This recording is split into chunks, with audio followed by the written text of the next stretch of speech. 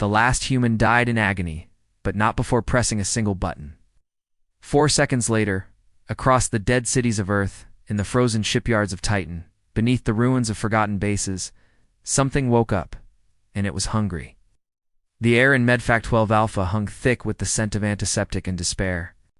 Dr. Elias Brandt coughed violently, his skeletal frame convulsing as another wave of pain racked his radiation-ravaged body. The numbers on his wrist monitor told the grim story. 73% tissue necrosis, organ failure imminent. He was the last. The very last. Outside the fractured observation window, the perpetual Martian dust storms swirled in lazy crimson eddies. 3 alien blockade ships hung in low orbit like vultures circling a dying animal. Brandt's cracked lips twisted into a bitter smile. They'd waited 11 years for this moment. Soon they could declare humanity officially extinct. His trembling fingers hovered over the console. The Geneva Protocol demanded exacting precision. 37 authentication steps, each more complex than the last. He'd completed the first 36 during moments when the orbital scanners were distracted by solar flares. Now, with death's cold breath on his neck, he input the final sequence. The system blinked ominously. Confirm final activation? Brandt's breath came in wet, ragged gasps. Somewhere beneath the ruins of Geneva, quantum processors stirred to life. Beneath Titan's methane seas, ancient reactors began their ignition sequences. Across Earth's scarred surface, buried defense grids powered on after centuries of silence. "Do it," Brandt whispered. 4.3 seconds after his heart stopped beating, the first power surge lit up scanners across the solar system. Deep in the Titan shipyards, kilometer-thick ice sheets, shattered as enormous shapes, stirred beneath them. The UES Retribution, its hull still bearing the scars from the Battle of Ceres, shuddered as its fusion. Reactor flared to life after 159 years of silence. Aboard the dead ship, Admiral Chen's skeleton still stood at attention on the bridge. His bony fingers curled around the railing where he'd died commanding the final retreat.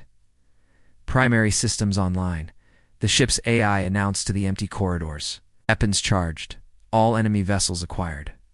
The targeting computer calculated firing solutions for all 47 blockade ships in 0.03 seconds.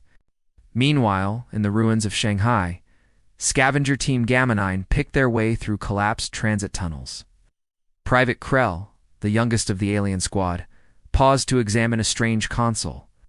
"Don't touch anything," Team Leader Vex warned, her mandibles clicking in irritation. But Krell's curiosity won out. His chitinous finger pressed the elevator button.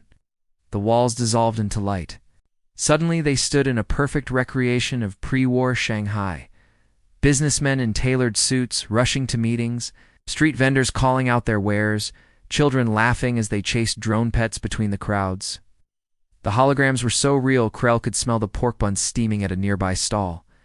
His hand reached out toward a little girl with bouncing pigtails, just as the security protocols engaged.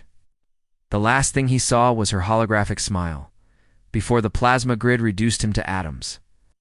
Above Mars, the UES Retribution's railguns spoke their first words in centuries.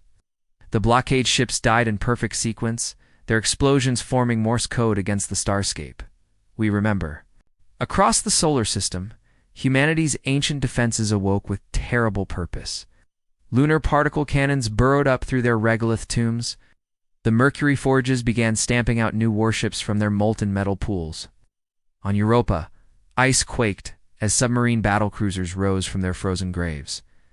The alien High Chancellor appeared on all cum channels, her carapace flushed with stress pigments.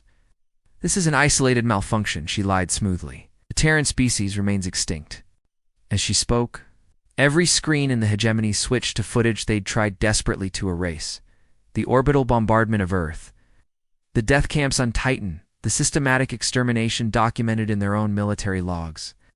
For 17 years, the machines waged their war of remembrance. They didn't just target military installations, they systematically dismantled the alien narrative. Museums across the galaxy found their primitive human exhibits replaced with uncensored history. Alien children learned human lullabies that played endlessly from hacked communication systems. When the last machine finally powered down in Geneva's ruins, Its final act was to activate the Omega Protocol. Across 14,000 worlds, the same message appeared simultaneously. You believed this was about vengeance. It was always about remembrance. We leave you now with both. Beneath the words glowed a child's drawing, stick figures holding hands beneath a smiling yellow sun.